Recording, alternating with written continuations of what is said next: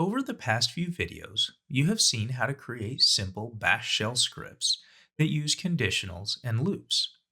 In this video, we will combine all of those elements into a few more advanced scripts. I will also introduce some miscellaneous items you can use in your scripts to make them more useful. Remember, both of these scripts are available for download with all the other files for this course. The first script we will look at processes and displays information about its command line arguments. The script uses a number of variables that are built into the Bash shell. Let's run it and then look at the output along with the script. This is the script name, and these are the command line arguments. The arguments to a command in Linux are numbered and stored in variables. The first argument, number 0, is the name of the program, or in this case, the script that is executed. This is good to have so a program can print usage information detailing how to run the command, even if you rename the executable file. The name is stored in variable 0. The number of arguments on the command line is stored in the variable $pound. All of the command line arguments are stored in the variable $@ as separate strings. Here, we use a for loop to process each individual argument. Notice that the name of the script, argument 0, isn't displayed on the left. Although it technically is a command line argument, Bash keeps it separate from the more traditional command line arguments, starting with $1. Bash also stores all the command line arguments as a single string in the variable $**. Lastly, if you ever need to access a command line argument with 2 or more digits, you need to put curly braces around it. Otherwise, Bash will only use the first digit, as in the case here. Most of the more complex scripts I have written in the past make extensive use of command line arguments. As you write more complex scripts, you will use command line arguments more and more. Another technique you will use as you create more complex scripts is capturing the output of commands for processing. The second script we will discuss creates a random password using a process made popular by an XKCD comic. This creates a password by simply connecting a random number of words together. Note that there are probably better ways to write this script. Think of this script as a rough draft. Its purpose is to execute correctly and provide an example of what can be done. Do not take it as an example of the best way to implement it. Also, the script contains techniques not discussed in previous videos. Don't worry about knowing each detail. You will often encounter code in shell scripts that you probably couldn't write, but you should be able to figure out. Use this script as practice for learning how to do this. This script generates a password by combining the specified number of words. To add more complexity to the password, each word is capitalized and separated by a separator character provided as a command line argument. Let's run the script and then look at the output along with the script.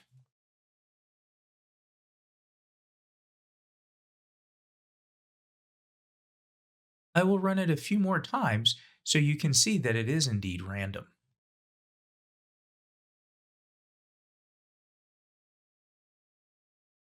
Let's look at the script. The first command line argument is the number of words used to build the password. The second command line argument is the separator to use between the words. We start with a blank password, so the variable exists outside of the for loop. This is because all variables are local to the code block in which they're created. Next, we use the word count utility wc to get the total number of lines in our word list. Since the command wc-l generates text we don't want, we use awk to get just the number of lines, which is the first column. If you remember from a previous video, putting the command in backticks tells bash to execute the line, then evaluate the rest of the statement. In this case, we put the number of lines in the word list file in the variable total word count. Since we are building the password using a specific number of words from the word list, we will use a for loop to find each word for the password. To randomly select a word for the password, I chose to use a random line from the file.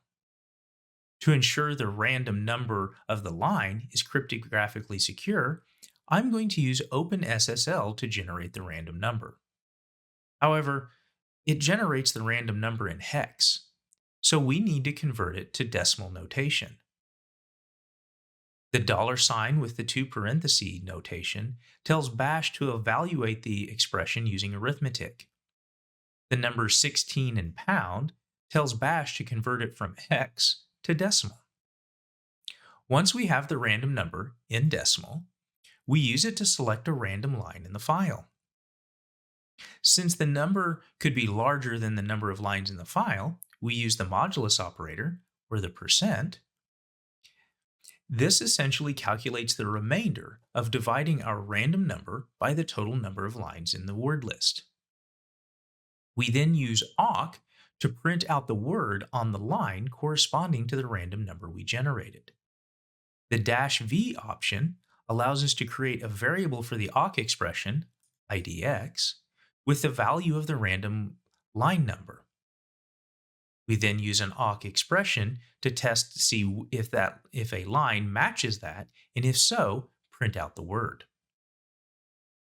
Once we have the word, we can capitalize it using the caret in an echo statement.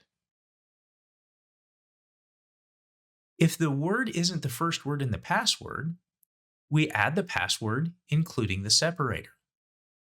If it is the first word, meaning the password has no length, we just add the word. Once we are done with the loop, we echo the password to the console, which is what we saw over here. There are multiple opportunities to improve this script, but hopefully this gives you an idea of how a more complex shell script can be written. Using scripts to automate common tasks is becoming increasingly necessary as the tasks we want to complete become more and more complex. I encourage you to learn as much as you can about shell scripting, as it can save you quite a bit of time and effort.